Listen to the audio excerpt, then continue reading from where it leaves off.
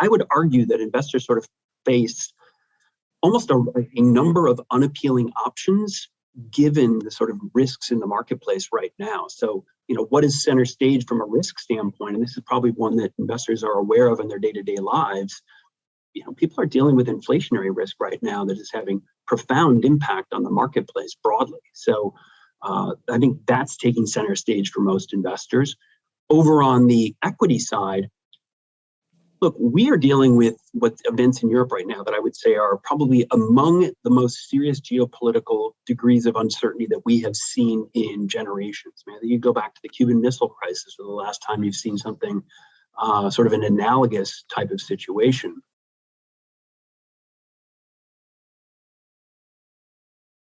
So let me provide a pretty good example of what's going on within the fixed income market right now. So the U.S. high yield corporate credit market, which is the high yield, or the within the continuum, the more yieldy part of the corporate credit market, the U.S. high yield market is off 7% already this year, 7%.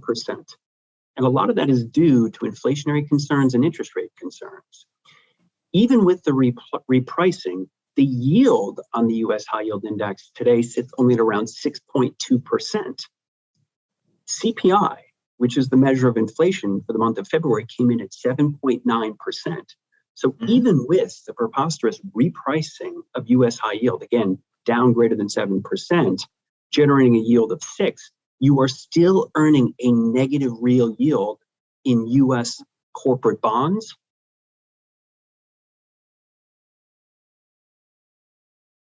If you're in a bond fund, there is no mechanism in which to combat a rising rate environment. What they can do is they can try to shorten the tenor of bonds that they own, but they can't, they can't sort of change the tenor of the asset. At the end of the day, it's a fixed coupon asset. That's just going to lose in a rising rate environment. Instead, what we do with our fund is we shift between fixed and floating to match the interest rate environment. So we could do a call like this 2 quarters from now or 2 years from now.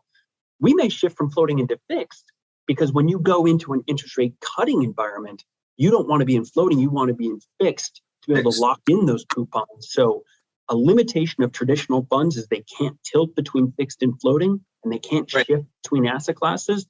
We go across the entire marketplace to find the best available opportunity. The vast majority of funds do not have that capacity.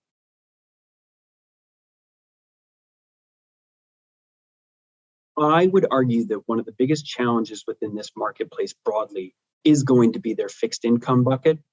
And the vast majority of investors, frankly, don't have the capacity, the time, the wherewithal, nor do they have historically the access to these type of private deals. If you're in a typical 60-40 and suddenly your fixed income is yielding nothing, that's going to be a massive drag on your portfolio performance. If we're able to deliver you, and I think right now on our iShare, so we pay 7% on a $10 NAV.